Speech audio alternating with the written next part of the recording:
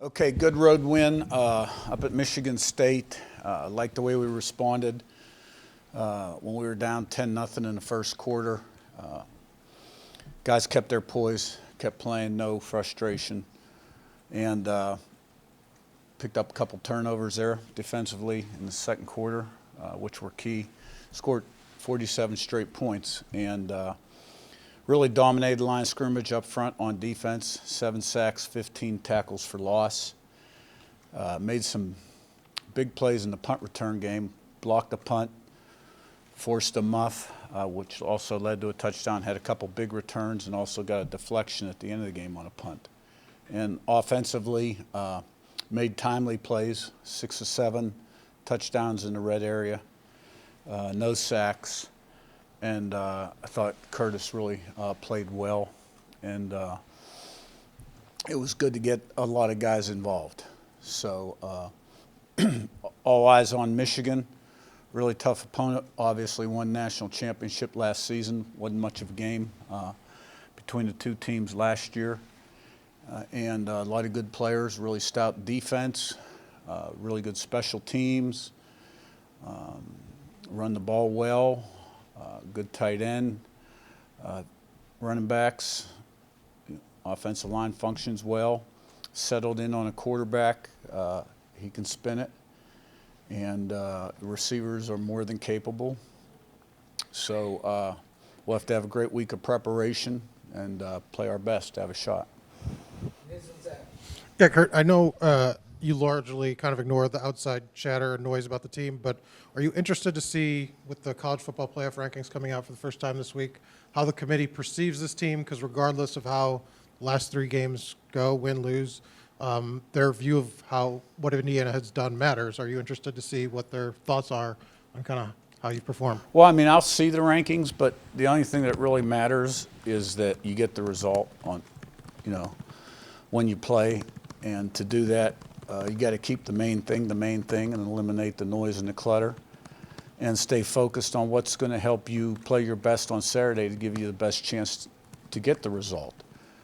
And so, today we got to have a great meeting, great walkthrough, and stacked days, moments, hours to put ourselves in a position to do that, and not get sidetracked, by all the other stuff. And every week presents its own new set of circumstances, and so there's a lot of that going on this week. I'm aware of it. But to get kind of caught up on that and lose your focus would be the kiss of death. How do you parse Michigan? Obviously, they've been able to run the ball effectively in some games. You talk about them settling on a quarterback. They've never really kind of found maybe the passing rhythm they had a year ago, but they've obviously they're good on both lines of scrimmage. Just how do you, I guess, just sort of, I don't know if you say explain, but how do you at least sort of evaluate a team that has had this sort of season offensively that they've had with the struggles they've had? Well, I mean, I look at them and I see a really good defense, really good special teams, and offensively, they haven't scored points.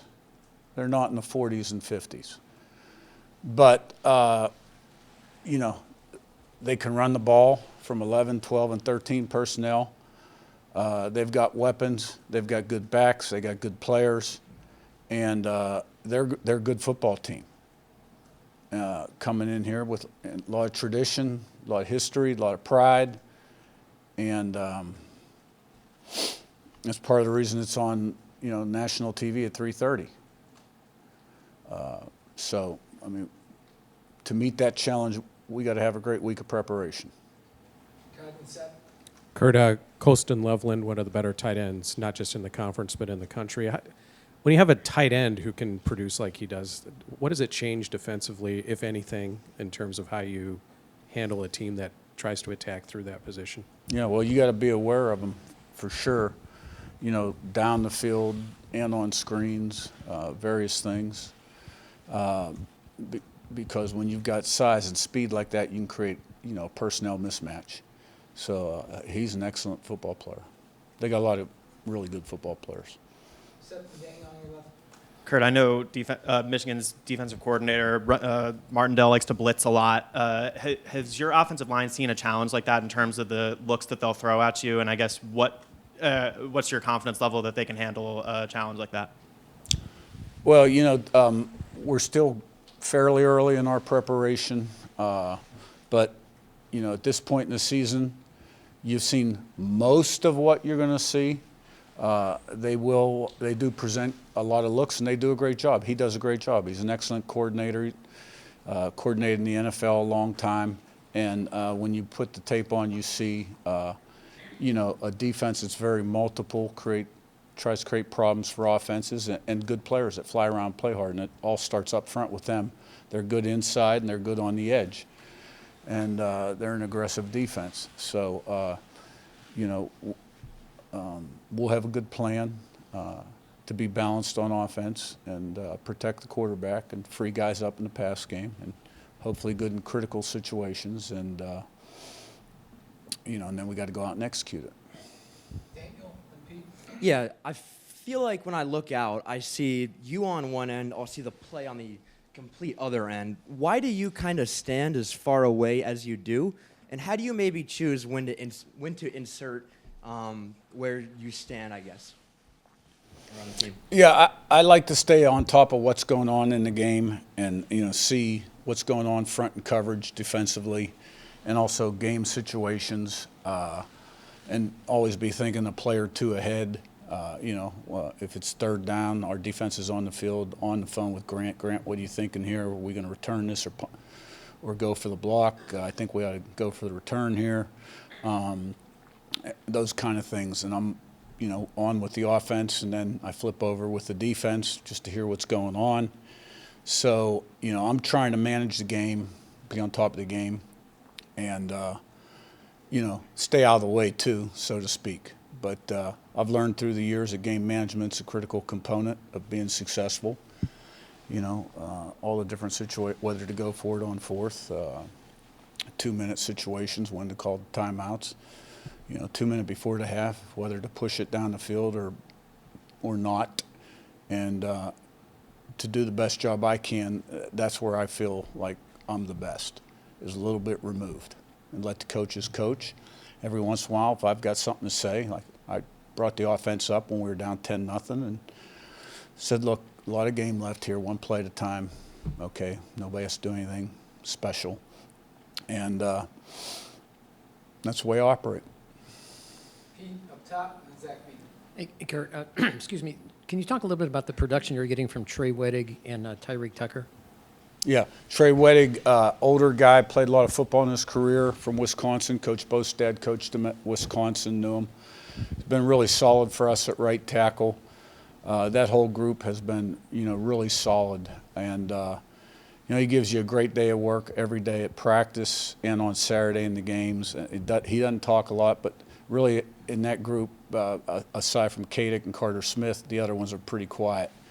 So playing really good football for us. Tyreek Tucker also is in that rotation. We rotate 4 guys inside. He made some really good plays developing as a football player. He's gotten better every year. I'm really proud of him. I see where he's come from and where he's at today. And, he was instrumental in Pons' pick 6, 2 weeks ago, when he deflected the pass or hit the quarterback's arm as he was throwing it. So that's a position inside where we are able to rotate guys, keep them fresh, and he's played really well. Zach Bean, your right and Joe. Coach, the first 3 Big Ten games, you guys are -2 in the turnover margin. Now in the most recent 3 Big Ten games, you're +7. What, in your eyes, has been the biggest result or the biggest reason for that uptick in turnover creation? Yeah, well, we're normally pretty high in that turnover ratio, and we started out the season fairly well, and then we had a little spell there where we got a little bit behind. But they were critical in this pass game between the takeaways on defense and the block punts, which I consider a turnover, and the muff punts led to at least 16 points. And in the Nebraska game was 28 points. And, we're doing a good job of protecting the ball on offense, which is where it all starts, right? Quarterbacks making good decisions in the pass game, and the ball carriers or receivers are tucking it away nicely. And on defense, we're swarming the football, and our pass coverage has been tight. The first interception, Aiden Fisher was really good in his underneath coverage, deflected the pass, and Farrell made the interception. And on the second interception, Farrell made a really nice break on the ball and a nice catch for the interception. So, when you fly around, good things happen on defense. And we're flying around, and a lot of good things are happening. TFL, sacks, and takeaways. Joe, you're right, and Jim, last one. Coach, something I've noticed in the conference games is how your team is wearing down teams for the full 60 minutes. I guess, what does that say to the resiliency, both the physical and the mental side, that your players treat every play like either it's tied or they're trailing? Well, that's what we preach, and never being satisfied, and they've responded.